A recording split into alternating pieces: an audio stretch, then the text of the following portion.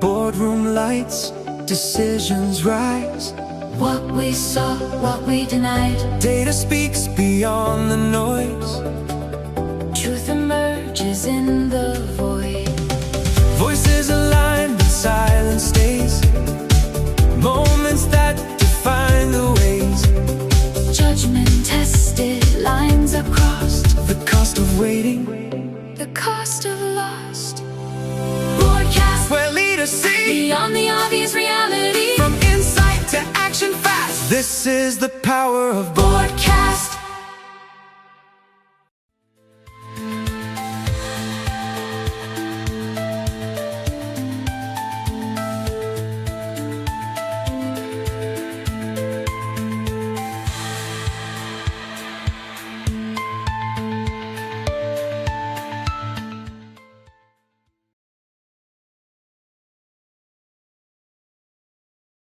For most consumers, Equifax was invisible. They did not choose it or subscribe to it. They did not even opt in for it. Yet, Equifax held the most sensitive information of their life, including social security numbers, birth dates, addresses, and credit history. By 2017, Equifax stored data on over 800 million consumers and businesses globally, which includes nearly half of US population. Equifax wasn't a tech company by choice. It was a systematic utility by function, and that distinction mattered. So the real governance question is, when customers cannot opt out, how much responsibility does governance carry? Very valid question. But if we look at the data, in March 2017, the US government disclosed a very critical vulnerability in Apache Struts, a widely used open source software framework. The flaw allowed attackers to remotely execute the code, which essentially was opening the door to any system that had not been patched. Fix was very simple. A patch was available. Warning was public. Equifax used Apache Struts, but the patch was not applied for months. So then the valid governance question becomes, when the fix is available and known, what explains this inaction? Again, between May and July of 2017, attackers quietly accessed Equifax systems. They moved laterally. They escalated privileges. They extracted the data. No alarms stopped them. No dashboards turned red. And no executive intervention occurred. By the time Equifax discovered the breach, data on approximately 147 million Americans had been compromised. Names, social security numbers, birth dates, and addresses. All of it. In many cases, credit card numbers and driver's details were also leaked. This was actually not a leak, but was an extraction from the system. So, if the attackers can stay inside for months, where was the oversight really focusing on? Equifax actually disclosed the breach publicly only in September of 2017. The reaction was immediate and brutal, as you can expect it. Company stock fell by over 35% within a week. Needless to say, public trust collapsed. Lawmakers demanded answers. But the real shock wasn't the size of the breach. It was how preventable it was. Investigations revealed that the vulnerable system had not been inventoried correctly. Expired security certificates went unnoticed. Monitoring tools failed. Patch management processes were fragmented. This was not a zero-day attack. It was a known vulnerability.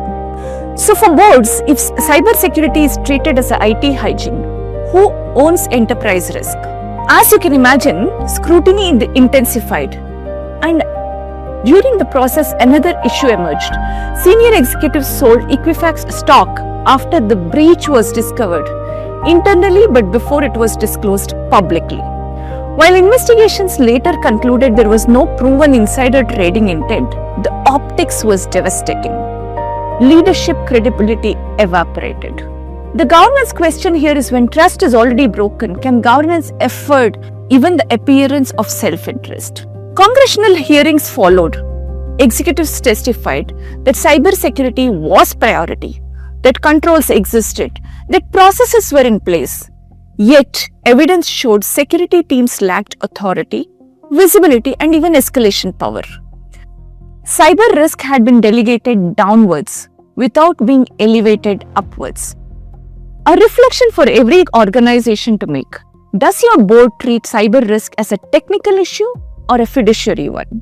The consequence of this event was historic. Equifax agreed to a settlement of up to $700 million with US regulators and consumers. Of that, $425 million was earmarked for consumer restitution. Obviously, the executives resigned. CEO stepped down. The security officer was replaced. But for consumers, the damage was permanent. Unlike a credit card number, social security number cannot be changed. It's a lifelong risk for the consumers. So how do boards measure harm when consequences extend decades into the future? What made Equifax breach uniquely dangerous was its asymmetry. Consumers bore the risk. Equifax bore the data. Neither consented to the relationship. This was not a marketplace failure. It was a governance failure in a system of forced trust. In the aftermath, Equifax invested heavily in security. Processes were rebuilt. Boards added cyber security experts. Disclosures improved. But reform came after exposure, not before. The Equifax breach, often described as a cyber security incident, that description is incomplete. This is a governance collapse where known risks were not escalated, controls existed but weren't enforced, accountability was diffused, and incentives favored continuity over caution. From board perspective, when everything appears to be working, who asks what is quietly failing? Equifax actually did not fail because the hackers were brilliant. It failed because governance underestimated cyber risk as existential. It failed because patching was treated as routine, because ownership was unclear, because no one stopped the system. Equifax story reminds us of a new reality. In the digital economy, data breaches are not IT failures. They are trusted failures and they are operational risks. They are board level risks and they are not measured in downtime, but in how long people live with the consequences. The question then is, if your most sensitive risks surfaced tomorrow, would your board hear it immediately or read about it later? So, this is not just Equifax story. It is not a failure of technology, not a failure of open source software, but it is a failure of governance to treat invisible risk as a visible responsibility.